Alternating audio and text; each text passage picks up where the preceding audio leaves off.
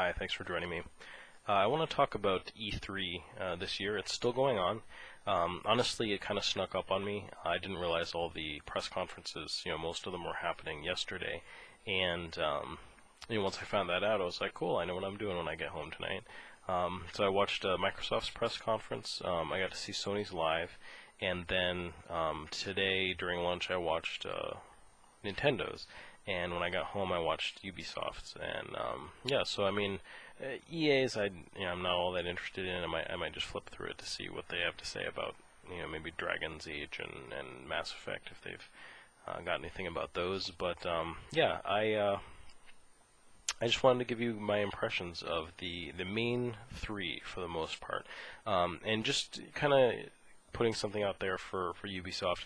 I really did think that they did a really good job this year, and I actually think Ubisoft has kind of owned E3 for a couple of years here running. I felt like the tone of their presentation, they nailed a little bit better this time. Aisha, whatever, she's a character, and it took me a while to kind of warm up to her, but I think this year I was on board, and I liked what I saw. I thought they did a really good presentation. They had a really good showing. I'm appreciating Ubisoft just kind of being a part of the gaming industry. Really in at this moment in time. I'm not I don't play a lot of their stuff. I am looking forward to checking out some Watch Dogs here one of these days. I'm probably going to play Child of Light too. One of my friends played that, and he said he really liked it, so I wanna check it out. Sounds like it's probably right up my alley. But anyway, so onto the presentations. I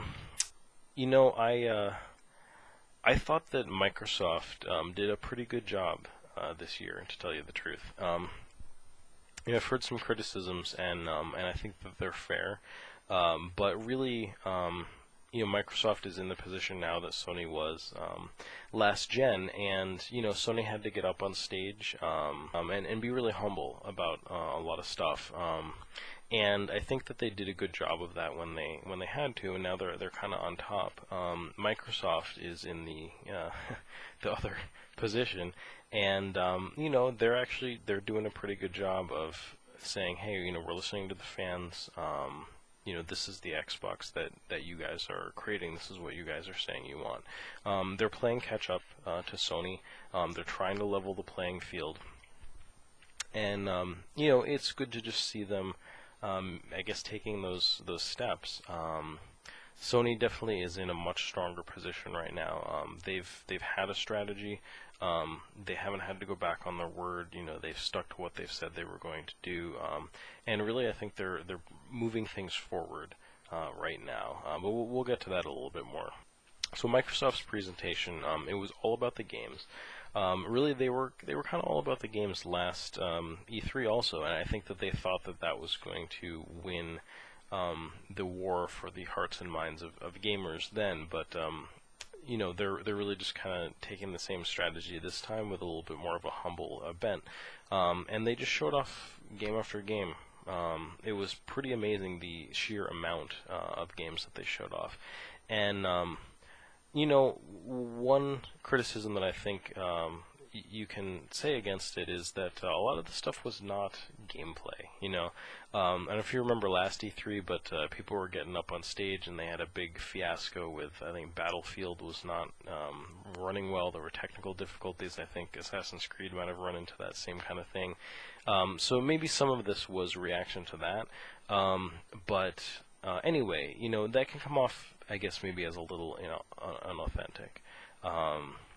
It's hard to really take this stuff seriously when you see, especially like Halo, that Halo 5, whatever it is, some sort of arena combat thing, and you really saw like a 5-second movie clip. It was pretty lame. But that aside, they just focused on games, and it was enjoyable. I felt the excitement. It was fun to just see, what all these things are. Some real like kind of nostalgia stuff. Surprising announcements about things like a new Phantom Dust game. One of my friends is a huge fan of that game and absolutely loved playing it on the Xbox. I checked it out and it's cool. I never got into it like he did. But obviously, it's a quality game. It's really neat to see them, doing something with that. And honestly, it was yesterday, and I've watched a lot of stuff since then, so it's hard to remember all of the little things that they did. But one thing I appreciated was I could tell, and I have played several of the Halo games and enjoyed them a lot. So to have, what is it, 343 come out and talk about that Halo collection, they were pandering to the fans.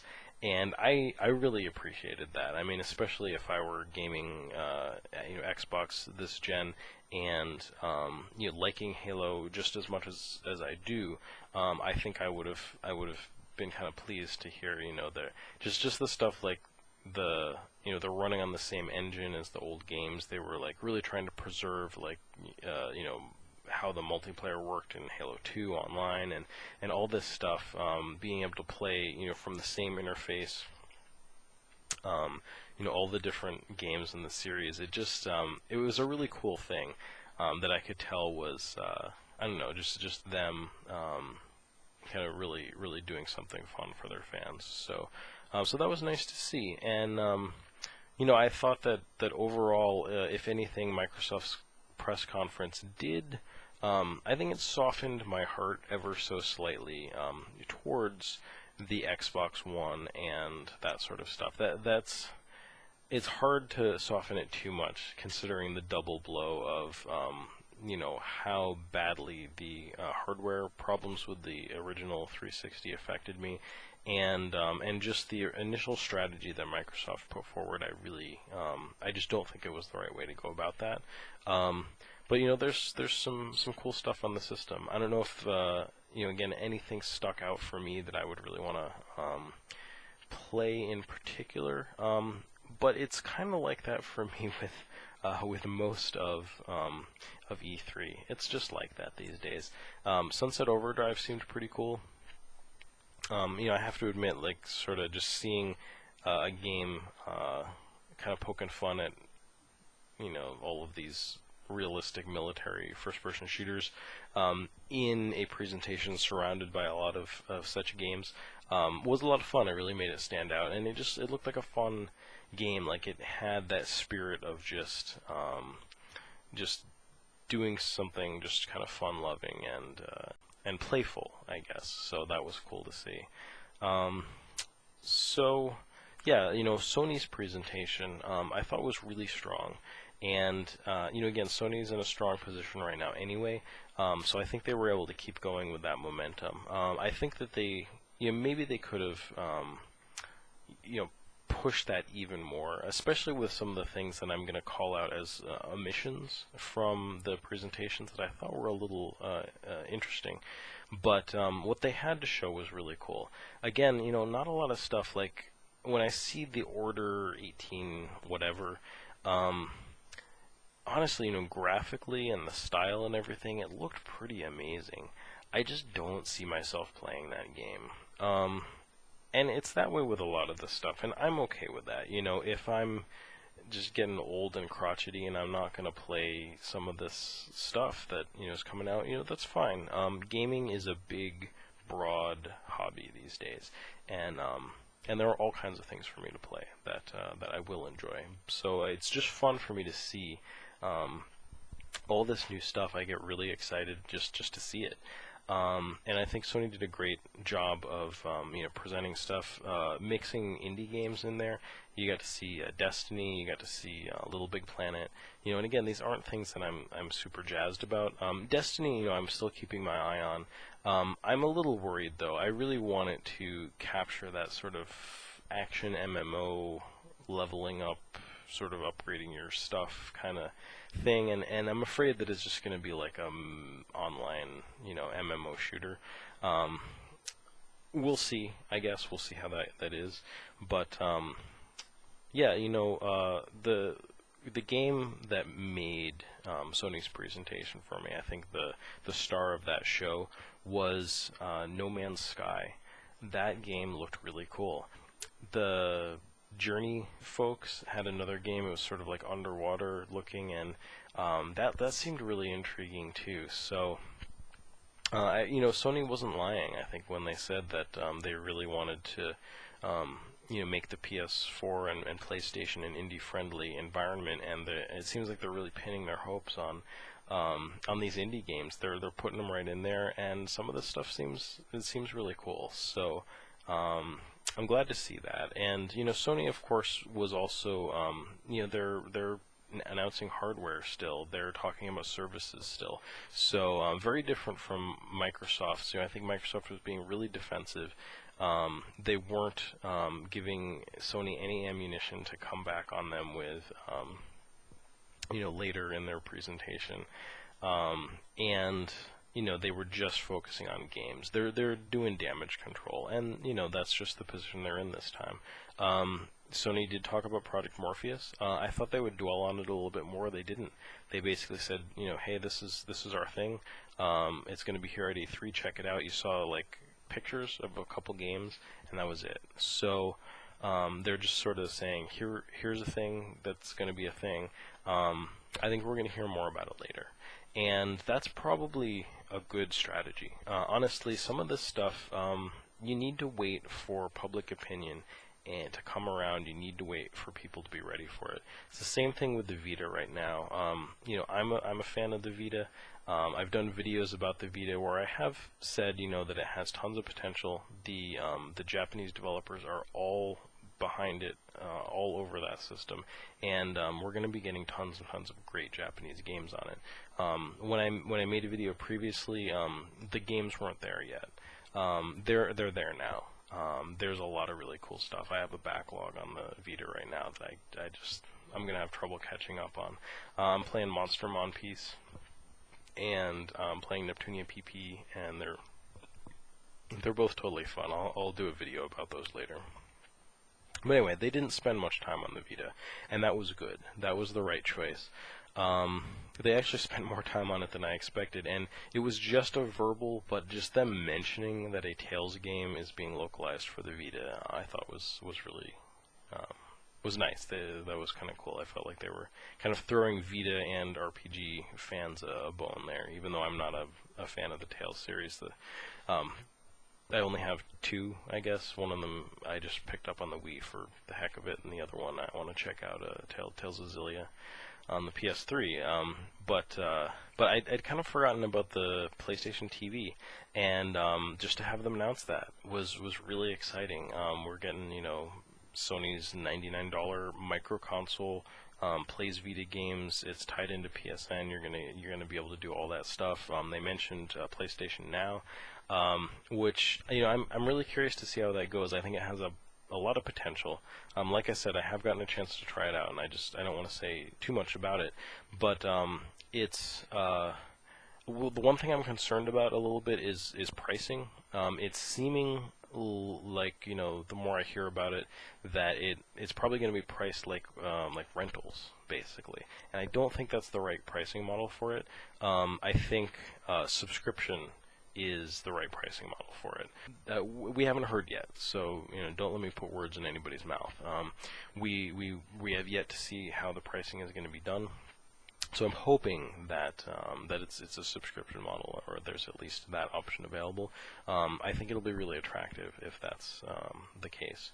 So yeah, I thought Sony's conference, it was really exciting in that regard. I'm not excited about The Last of Us being remade on PS4 or a new Uncharted game or any of that stuff, but other people are, and that's great. So I think we're just gonna have more and more great fun games to play here coming up, and especially the No Man's Sky. That game just seemed really cool. I figure even if there's anything to interest me to do in that game that would last for more than like an afternoon of enjoyment, I think I'll really enjoy that game a lot. So next up is Nintendo's conference, and what I was expecting from that, and what I think I needed from it, and what they needed to a certain extent, is to Nintendo has a core audience, a really passionate, faithful core audience. I want to call it like a cult of Nintendo fans. And I'm not really one of those. I certainly have tons of Nintendo systems. I have fond memories of playing NES and Super NES and all that stuff back in the day. But it was always at friends' houses. I never was. It was never mine. I never owned the Nintendo brand, and so I don't get down with their first party stuff. So, what they really needed to do, I think, to expand the audience of the Wii U, and to get me interested in buying one if I was going to. One would be to have Pokemon Snap, a new Pokemon Snap game. I really did like Pokemon Snap on the N64 enough that I would consider buying a Wii U just for that if they had a new one, but sadly that was not to pass. We did get a Pokemon announcement, but it's more portable games. Mostly what they showed was things that are still catering to their core audience. So if their goal was to make their core audience happy, I think they did a really good job. I think if you're a Nintendo fan, you're going to be excited about the new stuff that they're doing. What I saw, though, was basically, Dynasty Warriors Zelda. You had Skyrim Zelda. You had Little Big Planet Yoshi, and Skylanders Mario. And I don't want to put down the creativity of Nintendo, because honestly, just hearing the devs come out and talk about the stuff, especially that Squid Ink shooter game, really creative. It really was. I like the creativity that goes into their stuff, but I just don't see it winning any new fans. And this is probably just my personal opinion, but I kind of feel like, so many people grew up with Nintendo, but it feels to me like Nintendo didn't really grow up with them, and that's okay. I think if, there are new kids, being born all the time, and, and parents, I think Nintendo tends to give them, a platform and an ecosystem that they can go to when, they want to have stuff that kids can play. So that's cool. And they did, they did their thing, the same thing they did with the GameCube, where, hey, we have some games that aren't for kids, very clearly. And that's cool. But it was nothing new, really, in that regard. Stuff that we'd seen and heard about before. So Project X, I guess it was, is Xenoblade Chronicles X. So that looks pretty cool. Honestly, the character designs, I was a little iffy on. But then you get Bayonetta 2, and it's kind of like those few Capcom games. They had a couple Resident Evil games on the GameCube, and a couple things, Manhunt or something, just to kind of say, hey, we're not a kiddie system. But it's still, they're not reaching out. They don't have third-party support. I really think that they're really just stuck with their core audience. If their core audience is enough to support them and buoy them through this, then that's great. I think they're doing good. I think all those fans are going to be happy with new Zelda stuff and new Smash Brothers and that kind of thing. But there just wasn't anything really to me to bring new people into the fold. I don't see myself getting a Wii U just for Xenoblade Chronicles X. If it's really good, though, I might. Honestly, it's been my plan to get the Wii U along with my PS4 at some time in the next couple of years, if and when interesting games I want to play are out on it. So we'll see how I feel when that comes out. That that may be the one. But honestly, I saw people on Twitter being like, "Oh, Nintendo won E3 and stuff," and I can't get behind that. I think it was predictable this time, but I think Sony really had the the presentation that had the most to offer this time. And honestly, we're just getting into this gen of games, and the games all look really good. I think we're starting to really see the first games that are made for this generation of hardware, and this stuff is starting to look really nice, just in the details and the lighting. Just really polished looking stuff, and it's just cool. It's like I said, I don't know if I'm gonna play a lot of these games, but just seeing stuff like the new Assassin's Creed game, Far Cry 4, seeing the new Call of Duty Advanced Warfare game, it was cool looking. A lot of stuff, and we had some surprise announcements too. Just interesting things like a remake of Grim Fandango. I've never played that game, but I've heard good stuff about it. So I'd like to check that out. Sony had some like free-to-play stuff. I'm not a big fan, but Kingdom Under Fire is getting like a free-to-play game. One of my friends is really excited about. Just a lot of interesting things. Honestly, so many games that there are like little hidden things that I'm not even remembering. I'm psyched that Sony is going to let you upload stuff to YouTube. I'm glad that they sorted that out, and maybe you'll see some of my gameplay up from that. And one of the things that I found interesting was the stuff that wasn't talked about. Metal Gear Solid 5 looked pretty awesome. That really looked pretty amazing. I need to get caught up on that series, but it was interesting how it jumped from, they were all over Microsoft's presentation last E3, and they were all over Sony's this time. I mean, they're multi-plat games, so they're going to come out on both systems. So it's that's just how it is. It was cool to see though that stuff. I was surprised though that we didn't see anything about a lot of stuff that was talked about in the last E3. Nothing on Mad Max, and this is just in these main presentations. Over the next couple of days, we're probably going to see more stuff, but I didn't see anything about Capcom stuff that I'm interested in. Deep Down was conspicuously absent from certainly from Sony's presentation. Additionally, we didn't hear anything about Drive Club. We didn't hear anything about Final Fantasy 15 or any of that stuff. So, it was weird, and definitely no good surprises really for me in terms of like, oh, there's some sort of cool Japanese game that's coming out, but they're just not. That's not what E3 is about anymore. They're just not going to talk about that stuff. So I'm going to keep my eye on the news.